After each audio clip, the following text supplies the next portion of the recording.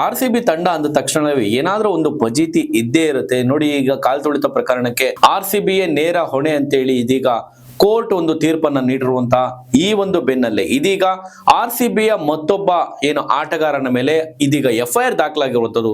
ಏನಿದು ಪ್ರಕರಣ ಅಂತ ನೋಡೋದಾದ್ರೆ RCBಯ ವೇಗದ bowler, speed bowler S Dayal ಮೇಲೆ ಇದೀಗ FIR ದಾಖಲಾಗಿದೆ. ಎಲ್ಲಿ ಏನಿದು ಕತೆ ಅಂತ ನೋಡೋದಾದ್ರೆ ಎಸ್ ದಯಾಳ್ದು ಈ ಸ್ಟೋರಿ ಕೂಡ ಭಯಾನಕವಾಗಿದೆ. ಯಾಕಂದ್ರೆ ಇವರೆಲ್ಲ ಒಂದ್ ರೀತಿ ಸಮಾಜಕ್ಕೆ ಮಾದರಿ ಆಗ್ಬೇಕಾಗಿರುವಂತವ್ರು, ಸೆಲೆಬ್ರಿಟೀಸ್ ಆಗಿರ್ಬೋದು ಅಥವಾ ಈ ರೀತಿಯ ಕ್ರೀಡಾಪಟುಗಳು ಇವರನ್ನ ನೋಡಿ ಸಮಾಜ ಅನುಕರಣೆ ಮಾಡುತ್ತೆ. ಇಲ್ಲಿ ಎಸ್ ದಯಾಳ್ ಮಾಡಿರುವಂತ ಈ ಹೇಯ ಕೃತ್ಯ ಏನಂದ್ರೆ ಇದು ಈತನ ಮೇಲೆ ಇರುವಂತ ಆರೋಪ. ಸುಮಾರು 27 ವರ್ಷದ ಎಸ್ ದಯಾಳ್ ಕ್ರಿಕೆಟಿಗ ಒಬ್ಬ ಯುವತಿಯನ್ನ 5 ವರ್ಷದಿಂದ ನಂಬಿಸಿ ಪ್ರೀತಿ ಮಾಡಿ ಮದುವೆ ಆಗುವುದಾಗಿ ನಂಬಿಸಿ ಆಕೆಯನ್ನ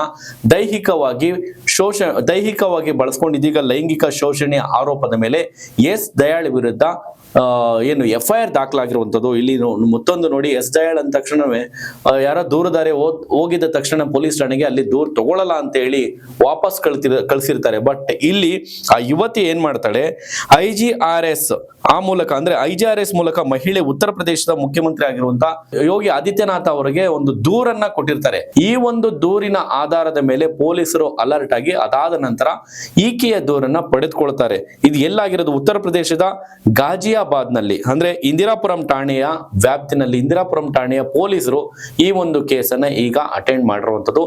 FIR ಆಗಿದೆ ಎಸ್ ದಯಾಳ್, ಕ್ರಿಕೆಟಿಗ ಎಸ್ ದಯಾಳ್ ಮೇಲೆ.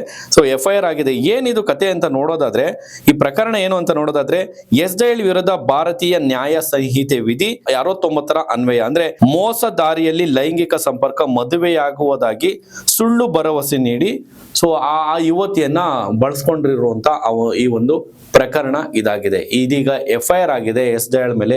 ಈ ಪ್ರಕರಣ ಎಲ್ಲಿಗೆ ಬಂದು ನಿಲ್ಲುತ್ತೆ ನೋಡ್ಬೇಕು. ನೋಡಿ, ಈ ಸೆಲೆಬ್ರಿಟೀಸ್ಗಳು, ಈ ಕ್ರಿಕೆಟರ್ಸ್ಗಳು ನಾನು ಆಗ್ಲೇ ಹೇಳಿದಾಗೆ ಮಾದರಿ ಆಗ್ಬೇಕು ಈ ಸಮಾಜಕ್ಕೆ. ಆದ್ರೆ ಒಂದ್ ರೀತಿ ಮಾರಕ ಆಗ್ತಾ ಇರುವಂತದ್ದು ನಿಜಕ್ಕೂ ದುರದೃಷ್ಟಕರ ಸಂಗತಿ ಅಂತಾನೆ ಹೇಳ್ಬೋದು. ನಿಮ್ಮ ಅನಿಸಿಕೆ ಏನು ಸ್ನೇಹಿತರೆ? ಕಮೆಂಟ್ ಮಾಡಿ.